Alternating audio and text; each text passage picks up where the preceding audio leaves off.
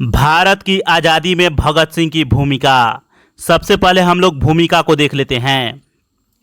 भारत के स्वतंत्रता संग्राम में अनेक वीरों ने अपने प्राणों की आहुति दी, जिनमें भगत सिंह का नाम अत्यंत सम्मान और गर्व के साथ लिया जाता है।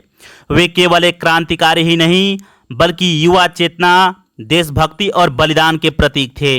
उन्होंने ब्रिटिश शासन के विरुद्ध संघर्ष करते हुए भारतीय युवाओं में स्वतंत्रता के प्रति नई ऊर्जा और जागरूकता उत्पन्न की। कम आयु में ही उन्होंने अपने विचारों, साहस और क्रांतिकारी गतिविधियों से अंग्रेजी सत्ता की नींव हिला दी।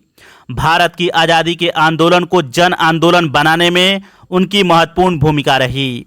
अब आइए मुख्य भाग के बारे में जान लेते हैं।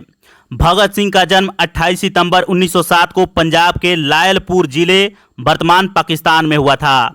उनका परिवार देशभक्ति की भावना से ओतप्रोत था। बचपन से ही वे अंग्रेजों के अत्याचारों को देखकर विचलित हो जाते थे। वर्ष 1919 के जालियांवाला बाग हत्याकांड ने उनके मन पर गहरा प्रभाव डाला और उन्होंने देश को स्वतंत्र कराने का संकल्प लिया। भगत सिंह ने क्रांतिकारी संगठन हिंदुस्तान सोशलिस्ट रिपब्लिकन एसोसिएशन से जुड़कर स्वतंत्रता आंदोलन को नई दिशा दी। वे मानते थे कि केवल शांतिपूर्ण आंदोलनों से अंग्रेज भारत नहीं छोड़ेंगे, इसलिए उन्होंने क्रांतिकारी मार्ग अपनाया। सन 1928 में साइमन कमीशन के विरोध के दौरान लाला लाजपत राय पर अंग्रेज पुलिस अधिकारी जेम्स स्कॉट के आदेश पर लाठीचार्ज हुआ, जिससे उनकी मृत्यु हो गई। इसका बदला लेने के लिए भगत सिंह और उनके साथियों ने पुलिस अधिकारी सैंडर्स की हत्या कर दी। इस घटना ने अंग्रेजी शासन को हिला दिया और भगत सिंह युवाओं के नायक बन गए।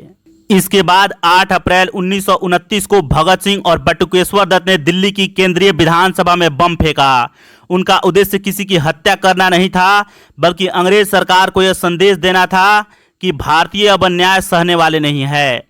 बम फेंकने के बाद उन्होंने स्वयं गिरफ्तारी दी और अदालत को अपने विचारों के प्रचार का माध्यम बताया। उनका प्रसिद्ध नारा इनकलाब जिंदाबाद पूरे देश में गूंज उठा। जेल में रहते हुए भगत सिंह ने कैदियों के अधिकारों के लिए लंबी भूख हड़ताल की। वे केवल क्रांतिकारी ही नहीं, बल्कि एक महान विचारक और लेखक भी थे। उन्होंने समाजवाद, समानता और राष्ट्रीय एकता पर अपने विचार प्रस्तुत किए। उनका मानना था कि स्वतंत्रता केवल राजनीतिक नहीं, बल्कि सामाजिक और आर्थिक भी होनी चाहिए।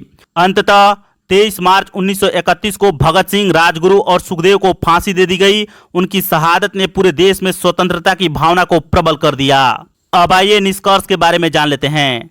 निष्कर्षतः भारत की आज़ादी में भगत सिंह की भूमिका अत्यंत महत्वपूर्ण और प्रेरणादायक रही। उन्होंने अपने साहस, त्याग और क्रांतिकारी विचारों से भारतीय युवाओं में स्वतंत्रता की अलख जगाई। उनका जीवन इस बात का प्रमाण है कि देशभक्ति, संकल्प और बलिदान से ही किसी भी शक्तिशाली शासन को चुनौती दी जा सकती है। आज भी भगत सिंह भारतीय युवाओं के आदर्श हैं और उनका बलिदान सदैव राष्ट्र को प्रेरित करता रहेगा। धन्यवाद।